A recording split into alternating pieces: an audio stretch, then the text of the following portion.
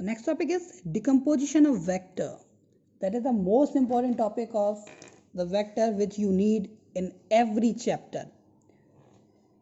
हमारे पास अगर कोई वेक्टर A है जिसे हम OP से प्रेजेंट कर रहे हैं, अगर ये आपका हॉरिजन लाइन से थीटा एंगल पर है, तब इसका इफेक्ट दो, एक वर्टिकल डायरेक्शन में और एक हॉरिजॉन्टल डायरेक्शन में लेते हैं, तो इसे हम डिकम्पोज कर देते हैं। माना कि इसकी जो शेडो है वो कुछ एक्स डायरेक्शन में, हॉरिजॉन्टल डायरेक्शन में इस तरीके से डिकम्पोज होगी OQ के फॉर्म में, और वर्टिकल में OR के फॉर्म में डिकम्पोज होती है। तब OQ कितना होगा और OR कितना होगा, मतलब किसी एक वेक्टर को हम दो पार्ट में डिवाइड करते हैं, एक हॉरिजन में और एक वर्टिकल फॉर्म में। तब हम देखें एक ट्राइंगल OPQ बन रहा है, तो जो हम देख रहे हैं x की वैल्यू कितनी होगी a के टर्म में, तो हमें क्या चाहिए, एक ये साइड और एक ये साइड। तो अगर हमें किसी ट्राइंगल की बात करें तो अगर ये थीटा है तो ये होगा परपेंडिकुलर, ये बेस और ये हाइपोटेनियस। तो हमें बात करनी है बेस और हाइपोटेनियस में। तो बेस और हाइपोटेनियस में कौन सा ट्रिग्नोमेट्रिक रेशियो लगता है, तो वो लगता है cos theta. Cos theta equal to base upon hypotenuse, मतलब कि OQ अपॉन OP। अब OQ की वैल्यू आपको निकालनी है और एक OP की वैल्यू आपको पता है A, तो x इक्वल टू कितना आ जाएगा, A कॉस थीटा।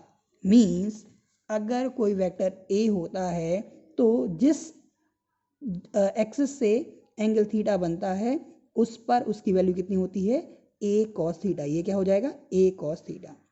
ऐसे इसको देखते हैं, इधर क्या बोलेंगे y को, तो OR equal to PQ। Again तो ये परपेंडिकुलर है और ये हाइपोटेनियस है, तो इनमें कौन सा ट्रिग्नोमेट्रिक रेशियो लगता है, साइन थीटा। तो sine theta equal to perpendicular पर hypotenuse, that is y upon a, that is y equal to a sine theta. तो इसे क्या बोलेंगे, a sine theta. In short आपको केवल एक चीज याद रखनी है कि जब कोई वेक्टर किसी अदर डायरेक्शन में होता है और उसको हम डिकम्पोज करते हैं हॉरिजन और वर्टिकल के अलोंग, तो जहां से वो एंगल थीटा बनाता है तो उसको बोलेंगे that vector into cos theta, और अदर साइड को बोलेंगे that vector into sine theta. मतलब इसी क्वेश्चन में अगर थीटा यहाँ होता इस एक्सिस से, तो इसे बोलते a कॉस थीटा और इसे क्या बोलते a साइन थीटा। तो टोटल अगर हम बात करें तो वेक्टर के कितने फॉर्म हो सकते हैं, या तो फर्स्ट क्वाड्रेंट में बन सकता है, या सेकंड में, या थर्ड में, या फोर्थ में।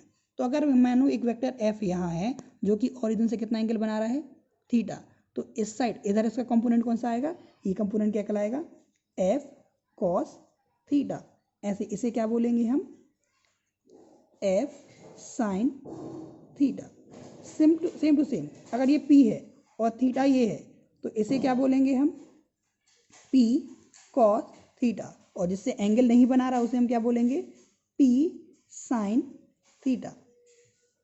ये m वेक्टर है, ये कहाँ से एंगल बना रहा है, यहाँ से थीटा बना रहा है, तो ये क्या हो जाएगा m cos थीटा, ये क्या हो जाएगा m sin थीटा। ऐसे ये n है तो n cos थीटा कौन सा होगा, ये वाला जहाँ से थीटा बना रहा हो, ये क्या होगा n sin थीटा। तो इस तरीके से डिकम्पोजिशन हमें आने चाहिए। अब दो बहुत बड़े फॉर्मूले हमारे इस चैप्टर के, अभी हमने जो एडिशन देखा था a प्लस बी का, जो सिंपल एडिशन कर दिया था, वो हमने क्यों किया था, वो इसलिए किया था क्योंकि वो दोनों वेक्टर एक ही डायरेक्शन में थे, हमने ये मान के किया था। लेकिन आपको जो क्वेश्चन मिलेंगे वो ऐसे नहीं मिलेंगे, आपको इस तरीके के क्वेश्चन मिलेंगे कि एक वेक्टर इधर है और एक वेक्टर इधर है, दोनों के बीच का एंगल इतना है, तो इनका एडिशन करिए या क्या। तो रिजल्टेंट जो वेक्टर होता है, वो रिजल्टेंट वेक्टर होता है, वो होता है vector a plus vector b, या vector r equal to resultant vector equal to mod of square a plus mod of square b plus 2ab cos theta. That is a very important formula that you have to learn, it is must to you have to learn, क्योंकि बहुत जगह लगेगा formula. और अगर theta निकालना हो, theta equal to b sine theta upon a plus b cos theta. ये कैसे आता है, तो ये हमारे लिए हमारे सिलेबस में है एक ट्रायंगुलर लॉ और रेक्टेंगल लॉ, जो कि हम बाद में देखेंगे, उसके डेरिवेशन से ये दोनों फॉर्मूले आते हैं। लेकिन अभी आपको न्यूमेरिकल सॉल्व करने के लिए या नॉर्मल ऑपरेशंस के लिए जहाँ बीच में डेरिवेशन की जरूरत पड़ेगी, ये फॉर्मूले आपको जरूरत पड़ेगी। तो इन शॉर्ट अभी तक हमने वेक्टर में देखा, वो क्या देखा कि अगर किसी वेक्टर का मैग्नीट्यूड निकालना है तो फॉर्मूला क्या होता है, जो भी कंपोनेंट होते हैं उसका स्क्वायर करके रूट निकालिए। मतलब ai cap plus bj cap plus ck cap का वेक्टर ए के मॉड ऑफ ए क्या आएगा, under root A square plus B square plus C square. Unit vector क्या होता है, vector self divide by its own magnitude. Dot product क्या होता है, vector A dot vector B equal to A B cos theta and vector A cross vector B equal to A B sine theta. किसी vector का resultant R क्या होता है, A square plus B square plus two A B cos theta. Angle कितना होता है, B sine theta upon A plus B cos theta. अगर हमें A1 I cap B1 J cap के फॉर्म में दिए हों तो vector A dot vector B क्या करते हैं, आई वालों का, जे वालों का, के वालों का नॉर्मल मल्टीप्लाई कर दीजिए और उनको ऐड कर दीजिए। क्रॉस में क्या करते हैं, हम आई जे के टेबल बनाते हैं, सबके कोफिशिएंट लिखते हैं, फिर ब्रैकेट में आई कैप लगाते हैं, फिर माइनस लगाते हैं, फिर ब्रैकेट लगाते हैं, फिर जे लगाते हैं, फिर प्लस और फिर ब्रैकेट में के लगाते हैं और उनको क्रॉस मल्टीप्लिकेशन कर देते हैं। या नॉर्मल फॉर्मूला क्या होता है, B1C2 minus B2C1 plus C1A2 minus C2A1 plus A1B2 minus A2B1, that is the formula.